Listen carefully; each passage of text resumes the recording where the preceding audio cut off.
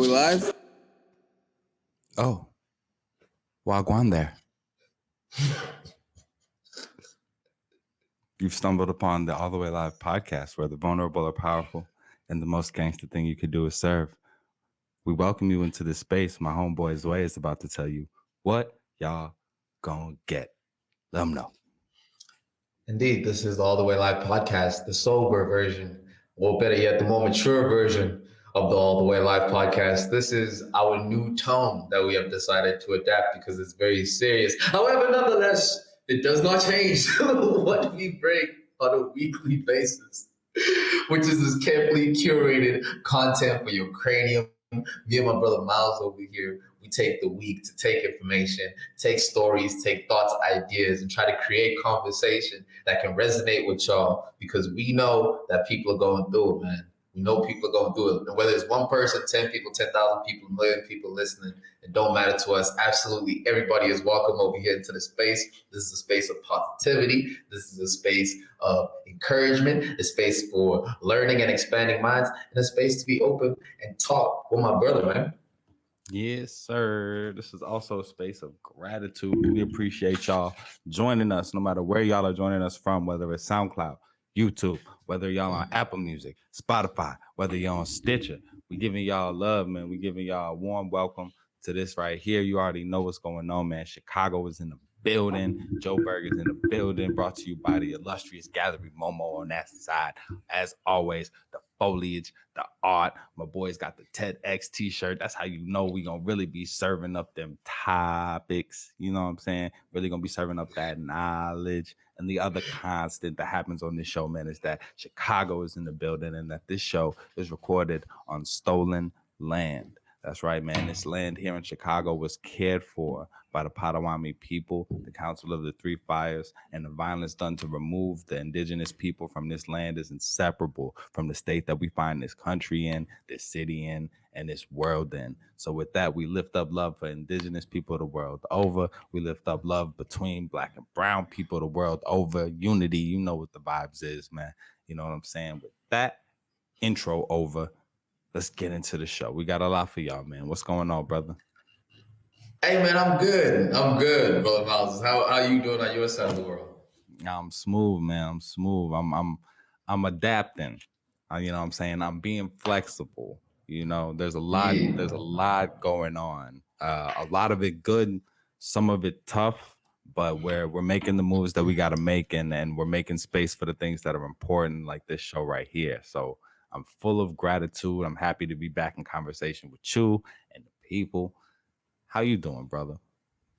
I'm good, man. I'm good. I'm glad that you touched on the point of gratitude and the fact that a lot's going on, because like one of the things that I wanted to be able to bring in terms of conversation we can have is what it looks like to be up to handling pressure, what it looks like to handle workload. You know, I feel as though with this new type of working environment that we've gone into, right, where people are now able to work from home, there's a lot more options regarding how you can spend your time, where it used to be a simple 9 to 5, you know, I'm going to clock in, I'm going to clock out, which is, that's totally okay.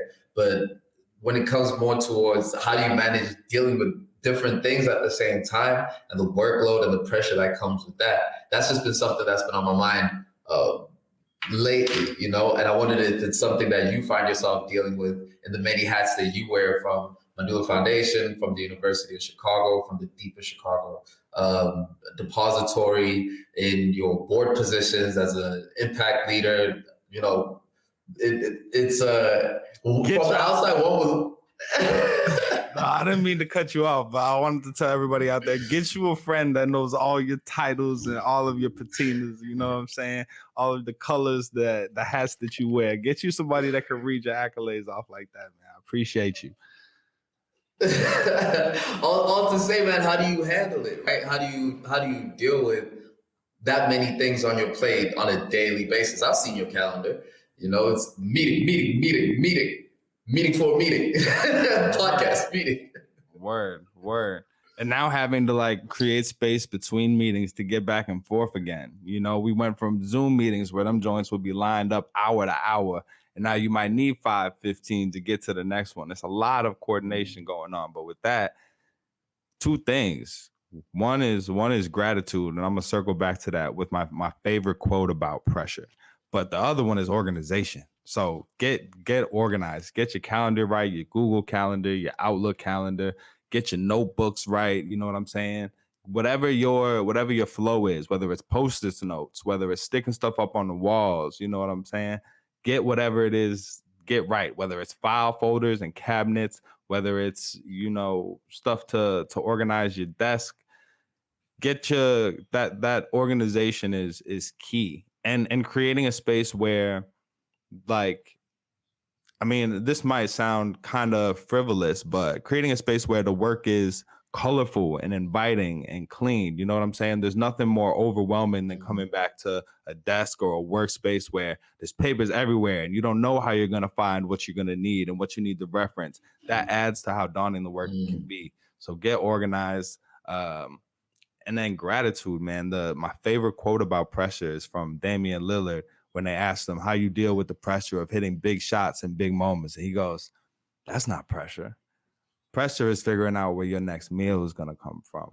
You know what I'm saying? Pressure is not knowing what you're going to eat, not knowing where your kids are, if they're safe. Like he really put that in perspective. And I carry that with me every day. It's just being like, yo, whether or not I've eaten lunch, because sometimes we got to hold ourselves accountable for taking care of ourselves. But whether or not I've eaten lunch, is there something in the fridge I could eat? And if I couldn't eat it, could I go get something from the store? You know what I mean? And if that's good, if my next meal is good, if where I'm going to sleep is good, and I can say the same for my friends and family, that's the number one thing that calms me down and goes, no matter what the pressure is, if everybody's good, we're going to get through this. What are some of the, go ahead.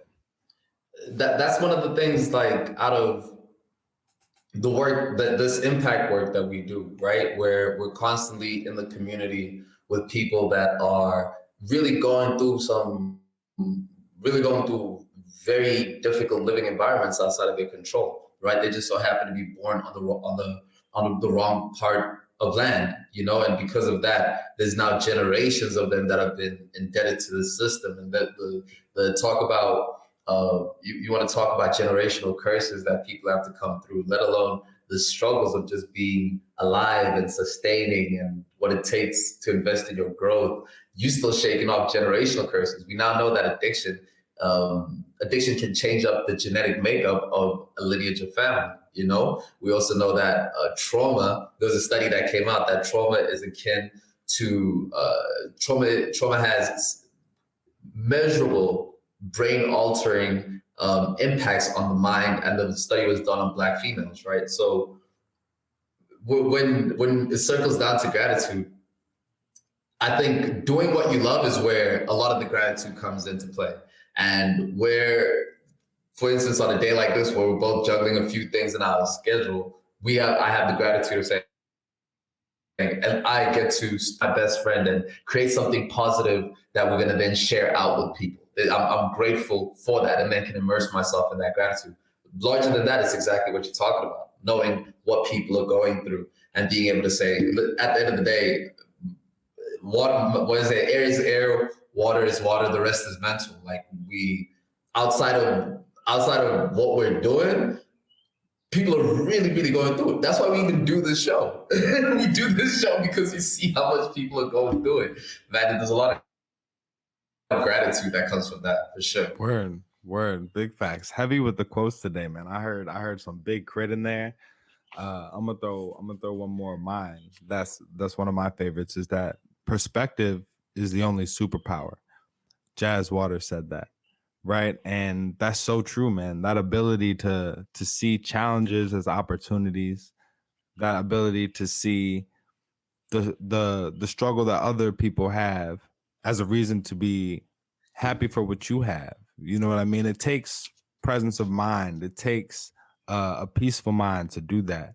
And so I know that you're also a part of Mandulo and handling, big financial things over with the company over with Chummy, and there's major things happening with your moves to school. So with all of those things, how do you balance that pressure yourself?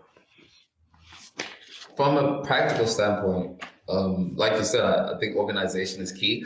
I'm learning to be more forgiving to myself about maybe not checking off all of the checks off of the list, and really allowing myself to respond to my body. There are times where I might not be able to get through all of it, but still being kind with myself and being like, listen, I might not get through this today, but I'll get on top of it tomorrow, that type of thing. Because one of the things that we lose in the pursuit of when you're motivated about your growth is we beat ourselves up about not necessarily doing all the things that we want to do, right? And if today is a quotable day, then we could throw in one more in there, which is that, and I think Tony Robbins said this, right? He said, most people underestimate what they can accomplish. Most people overestimate what they can accomplish in a year and underestimate what they can accomplish in a day, And so I think understanding just that perspective of how to pace myself with timing. So Google Calendar for sure. My Google Calendar busting. I got 2 diaries that I roll around with. Siri on my hand keeps me on task. There's a whole lot of this, and then you also start to have fun with planning these things out. It's just like, this is part of the next process. Let me set up my week calendar, know where the meetings are, carve out the space for in making space for taking care of myself. That's the big one. That's the big one. Scratch everything else. Making sure my body is taken care of, waking up, investing in my body, making sure that in my day there's time to do things that I love that are outside of work, whether it's read, meditate, whatever the case is.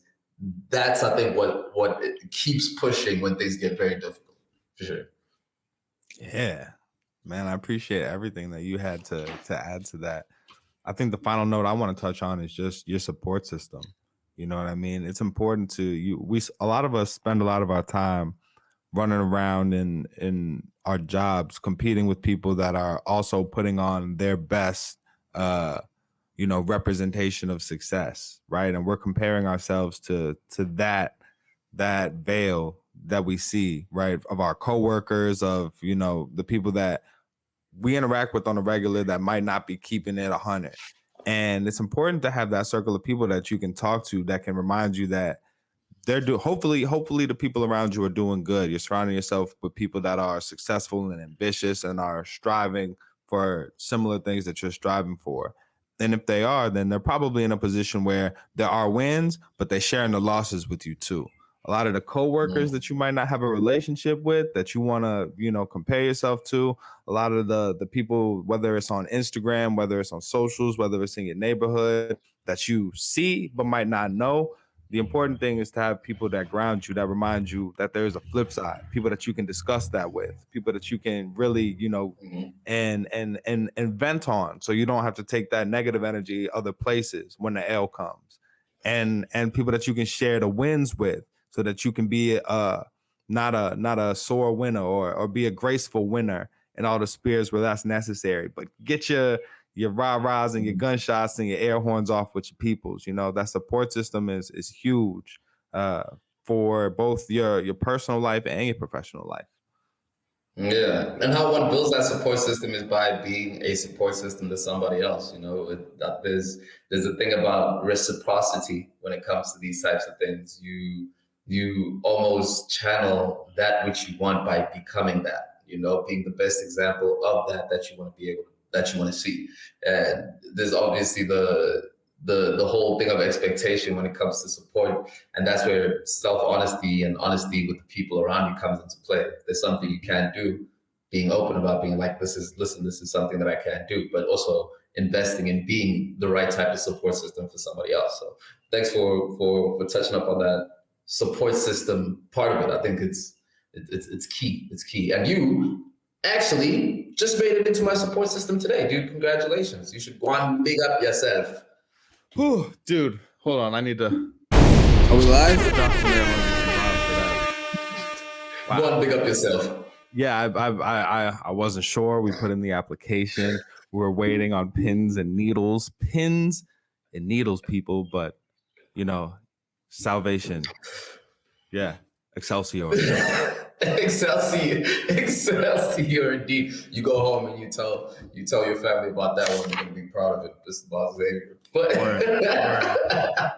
But Yo, but yeah, build your support system up, man. We appreciate y'all. Y'all are our support system, so we appreciate y'all supporting the show. Go ahead, take this moment to like, comment, subscribe. You know what I'm saying? If you dig the conversation, share this conversation with whoever you think might need to hear it. And if you think we're crazy or whack or you love us or you hate us, put that in the comments and let us know, man, if we should keep going, what we should talk about. You know what I'm saying? And if there's anything you want to ask, let us know, man. Sway, yeah, where we people gonna can take also it? find us. People can also find us on Reddit. We just created a new Reddit page. We're gonna start engaging with y'all on Reddit. We're gonna start going live real soon. So Reddit is up. Don't forget to check us out over there. We're answering, responding. Me and Miles are Redditors. So get your Reddit karma coins up, niggas. Come forward. Yes, sir. Cool. All right. Hey, Stumble upon. indeed. Let's hit that drop.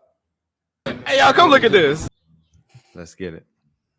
Perfect. Yo, so over the last week, something that was happening that really that really stood out to us was the migrants in Haiti and Texas, specifically when the images came out of what looked like the 1800s, where the patrol officers were on horses and whipping people. Uh, as our in-house resident, what is happening in the United States this time? Correspondent Miles Xavier, over to you. Yes, it's really simple and really sad. We've talked about on this show the series of events that has left Haiti in a very tumultuous place, right? They had an earthquake that they still hadn't recovered from some years ago. More recently this year, their president was assassinated, followed by another earthquake, right? And so with so much of this going on, the economy is in a very unstable state. Safety is very questionable, and access to healthcare, we're still in a pandemic, y'all, is limited, right? And so because of that, a lot of folks from Haiti are making their way looking for refuge in other countries, traveling through South and Central America, up towards the United States, right? And what we're seeing, the response from the US is despicable, right? So we've seen at the border people just treating these refugees, these migrants, in a way that is inhumane, right? So I don't think we want to really show any of the pictures, but to give y'all the gist of it, it's looking very slavish. It's looking very zealous, which means it looks like a whole bunch of people were very ready to play cowboy. We're very ready to pull some whips out and use this as a horrible, distorted, disgusting role play of things that we've seen in the past with black bodies. And so the US is scrambling to clean this up at this point. You know what I mean? They've tried to limit the non-official people that are participating in rounding up the migrants, but even rounding up, even language like that, man, that's the language that the photos evoke, and it's nasty. So it's a crisis. It's a crisis. A lot of Haitian people, thousands and thousands of migrants trying to find somewhere safe to live. In the U.S., we already know with its immigration policies, especially on the Mexico border side, very limited, not wanting to open those gates to house those type of people, right? Our type of people of color, right? And so we're seeing that discrimination in real time. We're seeing violence against these people, and it's horrible, man. It is, and I think like part of what gets ignored in the whole story, especially from a geography perspective, when people are wondering how do Haitians get into Texas, right? Like where are they coming from? I think there's a lot of knowledge that can be shared around the history of how Haitians have made it into that area. So as you had mentioned, the Haiti has, for lack of a better term, really gotten the brunt of the stick when it comes to the geography and socio-political situation. we're speaking poverty at levels that are constantly at some of the lowest in the world on a year-on-year basis, fueled by these massive earthquakes. Recently, just being hit by another earthquake that just came in. They're still recovering from the 2011 earthquake, and then this 2016 earthquake, and this one hits again, which also predated the 2011 earthquake. It's almost coming on a cycle. So just imagine a country that continues to get razed to the ground, and then on top of that, trying then to create a political system that tries and governs it, and even that is failing. An economy that doesn't exist because there's no infrastructure to house it. So we're dealing with destitution at some of the highest levels. Now, in as part of the exercise to help with asylum seekers and things of that nature, a lot of Haitians were taken to South America to go work over there, Colombia, Argentina, Brazil, and even Mexico. A lot of asylum seekers were accepted by those countries, and the relationship was somewhat workable for the sake that those countries at the time needed an immense number of workers that could be paid rather cheaply in order to take up some of the jobs that needed to be done, right? And when the economy was working, that works out perfectly. But then following COVID and then the economic crisis that happened then, people forget that a lot of countries are still mid-COVID right now and have not bounced back from that economic disruption. Those places got extremely, extremely hostile. Opportunities dried up, money dries up. So now you have this group of people who then are not from that part of the world, are not at home, and are now looking for even more opportunities. And that part of the world opportunity lives up north. And so you have this exodus of people that are pushing through what is one of the most dangerous places to move through, the Darien Gap. Yeah.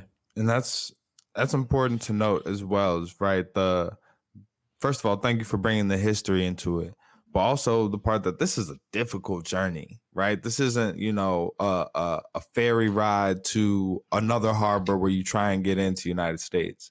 These people are risking their lives. They're trying to take their families with them, traveling with whatever they can carry to start a new life. Like this is not a whimsical decision. There's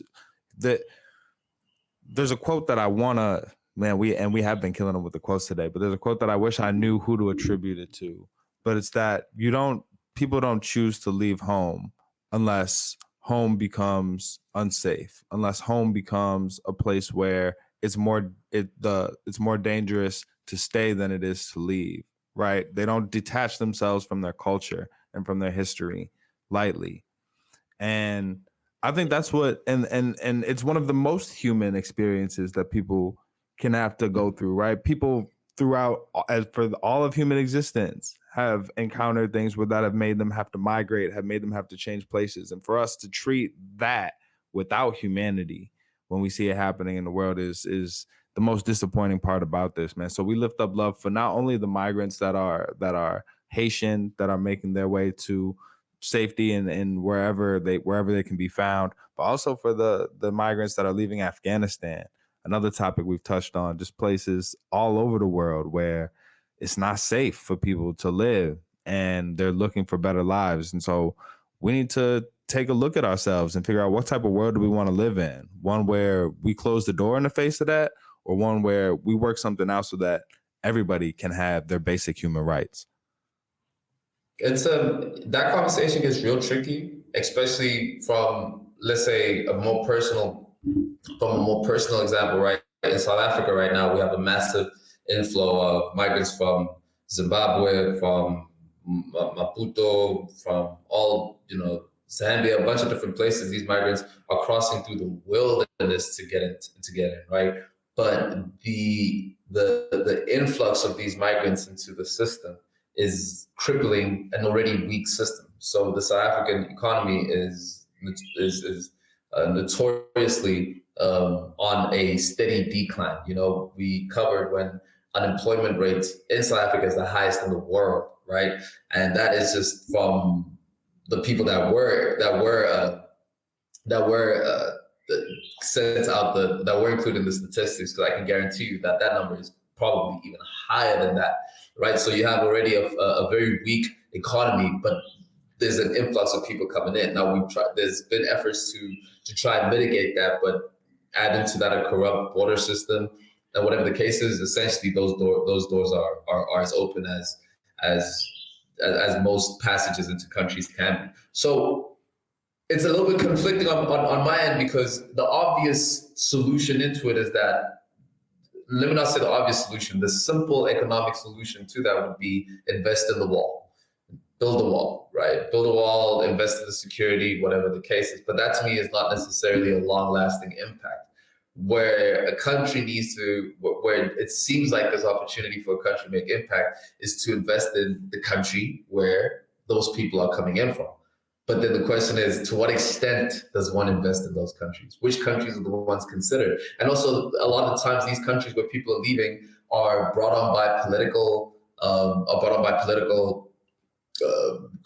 corruptness, ineptitude, that type of thing. So it's really tricky, you know. And sitting here as a South African, listening to and bigging up the, you know, we're shining a light on the Haitian migration, shining a light on the Afghanistan migration, and also the Djibouti migration. There's a lot of countries where really there's nothing there for people to be there for, and this opportunity lives a very difficult walk away. You know, how does it's conflicting to find the answer to that.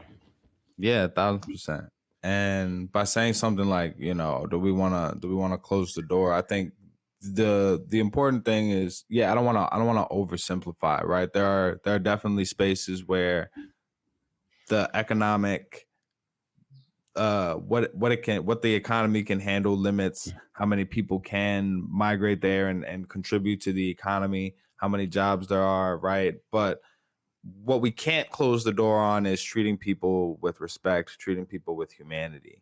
So even if we have very difficult decisions to make about who can stay in the country, about what we do with refugees, what we do with migrants, we can never discard their humanity or our own in the way that we treat them, right? And when we bring out whips and cages, we're discarding both their humanity and our own. So big up diplomatic solutions, peaceful solutions, human-centered solutions for all of these issues and all of the spaces where they happen. But it is complicated. It is very, very, very complex, man.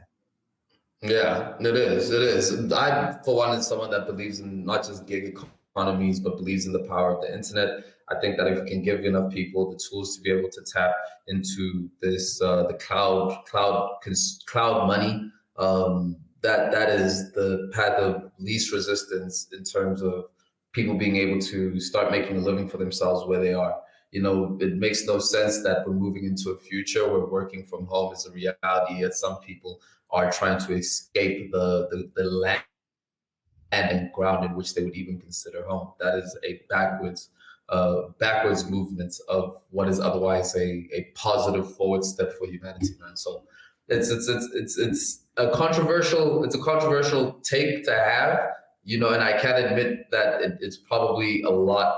It's a issue that some of the biggest countries are facing right now. You have China facing that issue. You have China, not to the highest extent, but the US to a very high extent facing that issue. The UK, the Europe is facing that issue. A lot of countries are, you know, so it's a tricky one. But love to brag about people all around. Yeah, word. Except R. Kelly. Yeah, no, fuck R. Kelly. Do you want that to be the banner that I put up for you? For posterity, am I using that word correctly? That's an Yeah. For couth.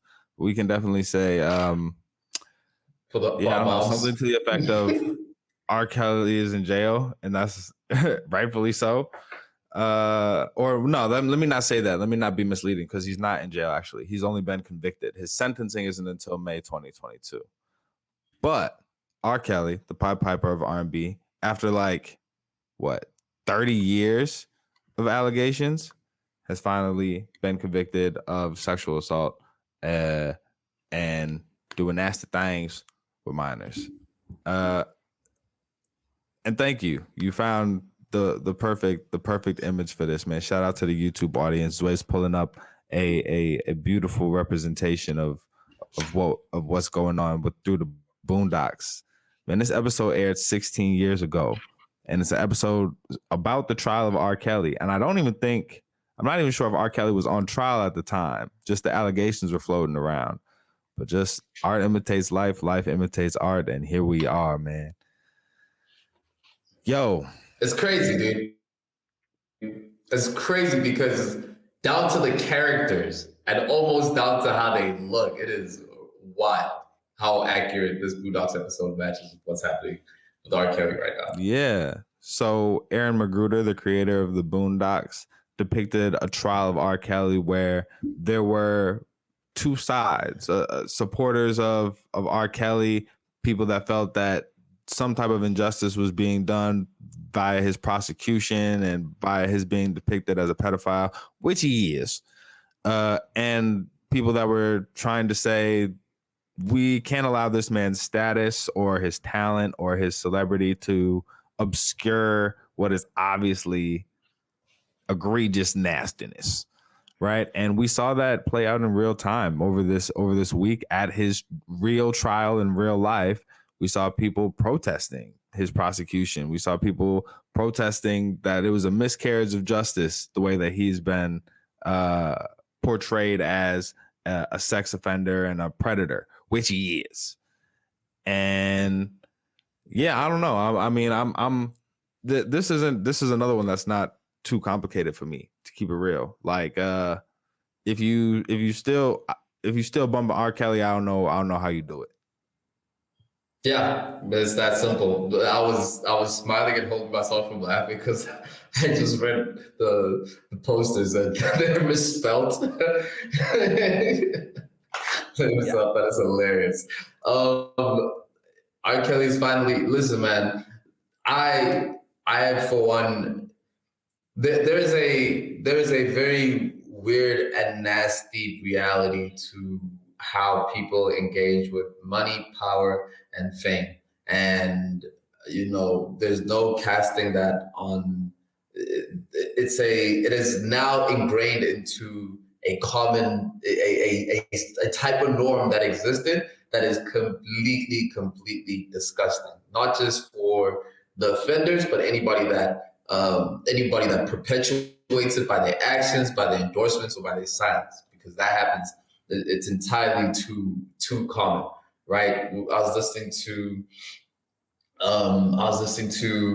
I forgot exactly what it is. It slips my mind right now. Oh, that's right. It's a person who used to work in these cruise liners, right? The top of the notch billionaire cruise liners, these Jay-Z ones where you're spending $4 million a week to be on there. To no surprise to me at all, turns out a whole bunch of sexual assault lawsuits exist in that industry. And to which I say, duh, of course they do, right? Because there's a whole system under it that essentially is there to keep it quiet, is there to continue churning out victims that go into the offenders who pay, and then people that keep the system going. So, man,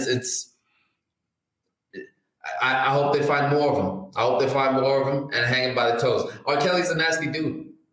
And they will. They will find more politicians. They will find more singers, rappers, actors, CEOs. They will find more people that are abusing power, and just because we spent so long, even till this day, like with hangups around sexual education all over the world, right? And religion plays into that, and the separation of school and home and what should be learned in either place plays into that. But clearly what is the case is that people aren't getting enough sexual and reproductive health education. People aren't informed about what consent is, because not only does that, I don't think R. Kelly's definition or affirmative consent even applies here. But I'm talking about even our reactions to it, our ability to digest news like this, our tendency to make excuses for celebrities and people in power. Clearly, we don't have the understanding of consent that's necessary. So we need to big up education around sex. We need to get rid of some of these taboos in terms of what we teach, what we talk about and have conversations about and open our minds to and hear about the experiences of others with relation to sex. Like Yeah. it's horrible to me that people are defending this man out of ignorance, and it's horrible to me that there's a lot of stuff that goes on in the background that goes unsaid. Doing some little bit of research about this, I found out that on X Hamster, without the explanatory comma, some of y'all already know what that is. But Definitely, some people know what that is. but X Hamster is a. And if you don't, moms that are listening, don't Google it. Yeah, don't Google it. But it's essentially it's a porn site where a lot of porn is free, and their searches for R. Kelly went up like 388%. Right. So in the context of since his trial, right? So in the context of knowing what he's been accused of, people are going out and searching this and now understanding that even in them watching it, even in them searching it, they might be re-traumatizing the individual that's experienced, that is the minor that was unable to consent to being in that video. And to their credit, some of these explicit sites are going out of their way to create messages that say, please don't search for this, or it won't be available, and making that known. But all that to say that there's clearly a lot of sexual hangups, sexual taboos, and not healthy sexual behavior across the masses that's going unaddressed. And we need to be able to talk about it. If you're predatory, you're gonna have to pay for that. But if you're having thoughts and you're confused and you're not sure where those lines are, we need to start having conversations before people continue to act on this misinformation and being misinformed, not thinking about consent. Rant over. Sorry, y'all. Yeah, man. Nah, but like right off the heels of that Me Too movement, there was stories that there was the case of Gabby Petito in Texas, I believe, the young lady that went missing, right? But also something like 600 Native American women also went missing in the last like few years in the same area. So yeah, rest in peace to Gabby Petito. And all over. But we need to not only care when it's white people that go missing, man. Look up the Patrice O'Neal skit about the white baby. Y'all, he sums it up real quick. And I don't disagree with that at all, right? And this was part of the conversation that I wanted to get into, because a lot of people were saying, man, it's always, the media always loses its mind. The media cannot help itself with being outraged when it comes to white tears, but the tears of Black and brown people or let's say, white Caucasian women always tend to go ignored, right? There's at the same time that the 600 Native American women have gone missing, same time that there's an increase in number of murders in transgender women, the same time that a lot of Black women in the U.S. gone missing, even over here in this country, right?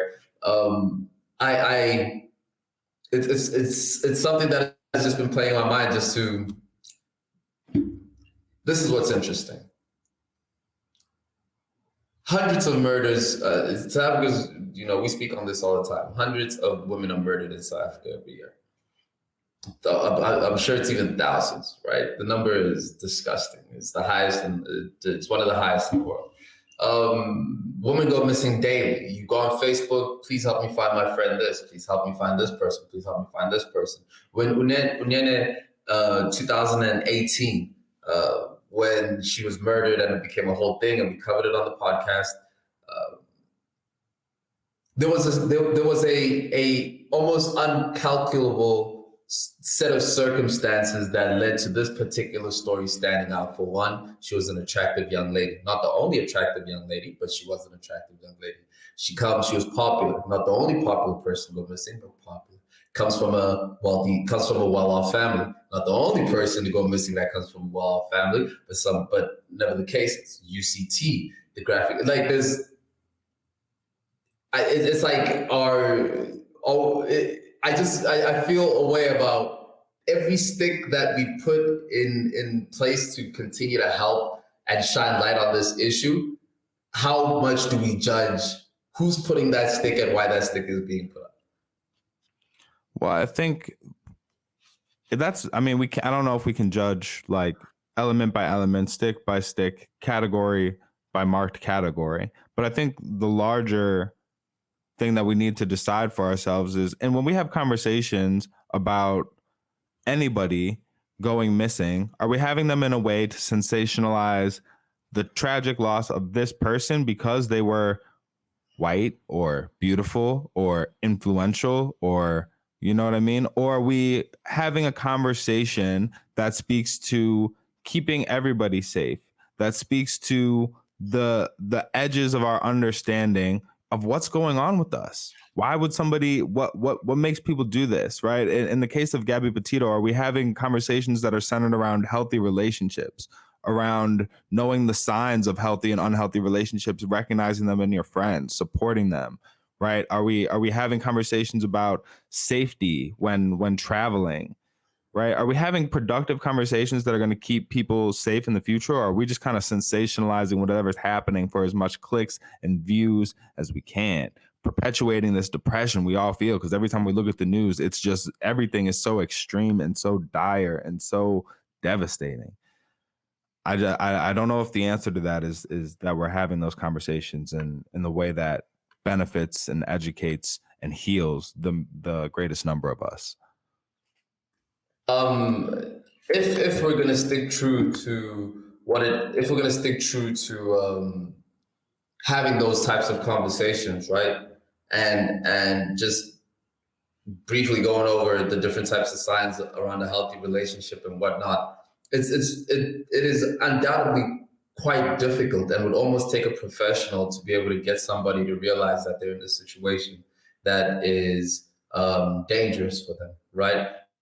Male or woman. I do not want to speak to extent about something that's happening closer to me and my friend group. However, I know somebody that is being abused by, he is being abused by his partner, right? So from not necessarily physical, but no doubt by the virtue of the textbook of what is considered emotional and financial abuse, that's exactly what's happening. But how do you, even in having that conversation, you know, like, man, this is almost futile to be able to have it because this person is not necessarily ready to be able to leave that person. And also there's the reality of, if you're in a relationship, you come and you tell me something about your partner, and then I tell you, no, man, your partner's terrible. They ain't this, they ain't that. Next week, you're back with them. Now we still have to sit in the stink of this image that you have given me of your partner at their worst and lowest moment, right? What I appreciate about you as a friend, anytime we have conversations around in relationships and everything, you center back into not what this partner is doing, but what the options in terms of what their actions can be interpreted as, going into understanding what the intention is, and how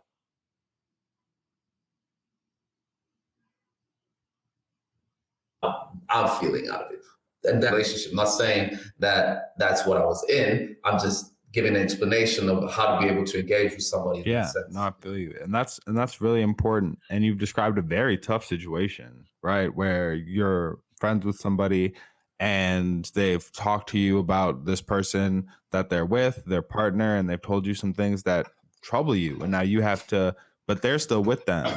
And now you have to navigate your relationship with your friend's partner that you might not have the same amount of respect for. And my advice is always to keep the same energy, right? You don't, the difficult part about keeping that energy is you don't always want to let your friend's partner know everything that your partner has divulged to you, right? Because some of that is the extent of those conversations is a part of your relationship and the confidentiality that should be kept between you and your best friend. So it is a very complicated situation. But if, for example, and thank God I haven't, but if I ever felt like I was in a position where your partner was being abusive to you, I can't pretend to like that person. Now, me and that person is gonna feel that, right? And that doesn't necessarily mean I have to be mean or rude to them, but they're not gonna have the support, and the relationship's not gonna have the support that I would give it if it was healthy. And and if that person does feel that, then we can have an honest conversation about that, being respectful to all parties involved.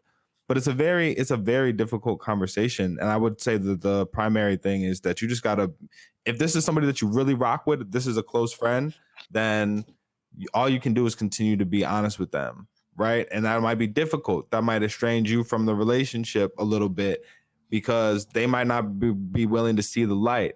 But if you lie or if you downplay, then that only leads them further to the path of doing the things that are going to harm them. And when they do, hopefully what you really want to happen is whether you show it to them or they have to go through it and see it themselves. Eventually they'll be in a space where they do see what was going on. They do see the abuse, and they do see who was in their corner on the right and wrong sides of that. Keep it honest, keep it real, but also make sure that you have other people to talk to outside of that relationship about the stress that you're now going through trying to support this friend, man. It gets deep. It gets deep. It gets deep. Hey man, thank you for allowing us to have that conversation. If you haven't checked out this Boondocks episode that we got posted up here, definitely check it out. That is quality television. Trust me, trust me. And now, out of all of these dark conversations that we went into, Mr. Miles Xavier, we're gonna get into our favorite part of the show. Can you tell the people why we consider this the favorite part of the show? We love recommended and review, because that's where we get to interact with you. You know what I'm saying? We review what you recommend. We recommend what we think is cool. And this week we getting into now. And then life was beautiful. And then life was beautiful. Quick question: do you pronounce that now or nail? I don't know. I feel like I pronounce it one way, and in my head it's the other way. So if I pronounce it now, it's definitely nail in my head. But either way, if that way I'm never wrong. Now, nail, if you're listening, correct us in the comments. You know what I'm saying? Do whatever. If you're a now fan, we'll defer to you as well. But and then life was beautiful. And then the album was beautiful, man. It was great. The album was indeed beautiful. This is this is our type of music, for lack of a better term. This is our type of music. Yeah, man. I think if you've been following us, we've been reviewing a lot of hip hop lately, man. And we've been blessed with a lot of hip hop lately. The Drake album, the J. Cole album before that, Kanye album. We had ESTG, 42 Doug. We had Mozzie. We had Baby Keem. We've done a lot of hip hop reviews. Isaiah Rashad. I think the last R&B review we might have did was Fabos Aquarius, if I'm not mistaken. Right? We did Soul Aquarius. We've done a few. We've done a few, man. We're deep we love R&B over here, so we definitely have done a few. This one is particularly exciting because we've been following. Now we've decided. Miles, I'm going with how Miles pronounces it. I'm going with nail. I was nail. Say nail, so it's ambiguous. You nail. You know what I'm saying? We've been following her for a while, since 2014. When she dropped that So Good mixtape. I think that was back in the SoundCloud days. We were on top of that. That Adore You track was flipped by that had Abby John on it, which was deep SoundCloud days. If you're into that Abby John, then you're familiar with that Chris Brown Fine China remix. You're familiar with that Christopher Matthews remix. You know what I'm saying? So she definitely dropped that on us, and it was really exciting. Followed up by February 15th as well. 2015, very, very, very sweet. She's always had a presence in the SoundCloud days. That's why we had a deep appreciation for it. Now makes music that particularly reminds me of the type of black woman that I love to spend my time with. You know, when I think of songs for breakups or for jubilations or for celebrations or even for swinging in the chandeliers, if you know what that means, a lot of now's music comes out. That Another Lifetime song is still an homage to somebody that I might have to meet in another lifetime. That Make It Out Alive featuring Sir is still an homage to a time where I had to make it out alive with a special somebody. You know what I'm saying? So she's done that, and I think she did it again on this album, man. Yeah, thank you for giving us such a colorful background of this artist. I'm right there with you, remembering and being proud of like just her growth from those SoundCloud days. And I think anybody who's been following her for any amount of time has their own gems that just hit, just really hit. For me, it's that Bad Blood. Whew, man. Is that Fool to Love. There's some Mhm. there's some jams in this woman's catalog, and it's beautiful to see her continue to add to that. I want to point out that her albums that have contained those songs in the past have been great. Saturn, great projects. So she follows right up with this. What I will say is that much like the Snow Allegra album, which I loved, right? I'm in a great place romantically. You know, I feel great. I feel good. You know what I'm saying? No animosity at all to be had on anybody's part. And so it's funny listening to an album of such good music that's rooted in a lot of it is breakup themed, right? And that is a true sign of some powerful music with some staying power. Is if you can feel that and you don't necessarily have to be going through it. If it can take you there back to that last moment, or you know, to the other people in your life that it might apply to, if it finds a way to make you feel it without you having to be going through that actual thing right now. There are certain songs that I love just because it captured what I was going through when I heard it. But this is the Mhm. opposite. This is good whether I'm going through it, whether I'm relating it to myself or someone else. This is a great piece of work, man. Do you have some highlights from this joint? Definitely, man. Definitely. I love her features as well. It speaks to her. The features are right in the same bag as her type of what we would render this neo soul movement that's coming out. You know, you see her pulling in Lucky Day. You see her pulling in Liana La Havas. I did Kunle Gold. You know, all very people that are contributing right now to this neo soul renaissance that we're enjoying so much. So off of that, that Good Luck with Lucky Day is super dope. Antidote, bro. It's got that Afro beats jigging it. It's about to be summertime this side. We are 2 feet deep in Afro beats and Amapiano. So that fits the vibe and weather for this side. Super dope. Opening track I really liked a lot with Leon La Havas, You Can't Miss. Burnt Out, I was a big fan of. So in all, I think a very solid offering from Nail. Saturn still to me edges this out a little bit just because again I was going through something when I heard it and it stayed with me. But that being said, you know who knows where this one could live after a few more spins. What about you? Yeah, man. And I appreciate you situating now amongst our neo soul peers. But there's something extra as well, you know, and she constantly delivers on that. The production, I need to go through this with the credits because the production on this is crispy, bro. Like the Mhm. transition, the sounds, the openings, the closings of the songs, they are just well fine tuned. And but there's something creative, a splash of orange that she just throws in these projects, right? In the figurative sense. There's so much color. Her voice is so lush, whether she's doing the falsettos or kind of a more rumbly, grounded voice. There's something just extra that she has. And that makes it even that takes it kind of from R&B and makes it palatable to the pop audience without that kind of that bubblegum feel. It still feels deep. It Mhm. still feels soulful. can't say enough good things about her. But I mean, and it's hard to even pick out highlights from this. Antidote is definitely a solid one. I love Wait. That's just a beautiful song, man. She put some soul into that one, man. Nothing's for Sure. Woman might be one of my favorite joints. Amazing Grace. This is just, yeah.